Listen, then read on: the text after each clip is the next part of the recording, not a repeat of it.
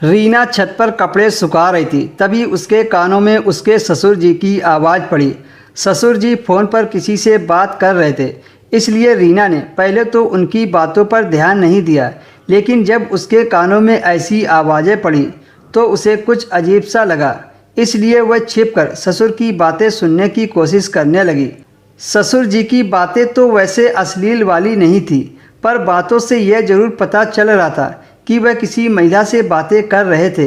अपने ससुर की इस तरह की बातें सुनकर रीना के पैरों तले से ज़मीन खिसक गई, क्योंकि उसके नज़र में उसके ससुर एक आदर्शवादी इंसान थे।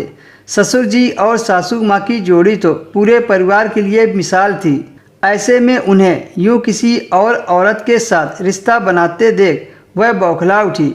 रीना ने उस वक्त तो ससुर से कुछ नहीं कहा, क्योंकि उसे यकीन ही नहीं हो रहा था कि उसके ससुर अपनी पत्नी को धोखा दे सकता है और इस उम्र में बाहर किसी औरत के साथ रिश्ता रख सकता है। रीना अपने कमरे में चली गई और घबराहट में वह इधर उधर चक्कर काटने लगी और बार बार यही सोच रही थी कि जब सास ससुर में इतनी बनती है तो उन्होंने सासू जी को धोखा क्यों दिया।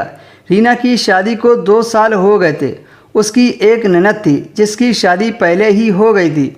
वह अपने सास ससुर के साथ रहती थी और रीना अपने ससुर से एक बेटी की तरह घुली मिली थी। अपनी सासू माँ से भी ज़्यादा उसकी ससुर से पड़ती थी।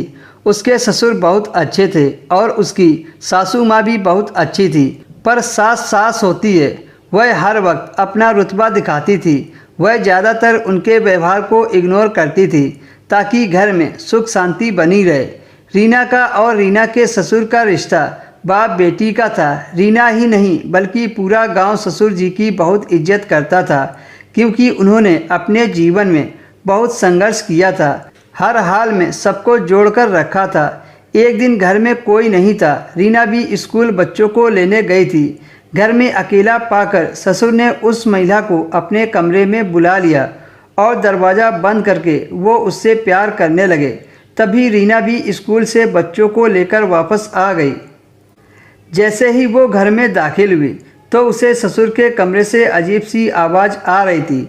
जब रीना ने दरवाजे के छेद से झांक कर देखा तो उसके पैरों तले से ज़मीन खिसक गई। उसके ससुर एक औरत के ऊपर चढ़े प्यार कर रहे थे।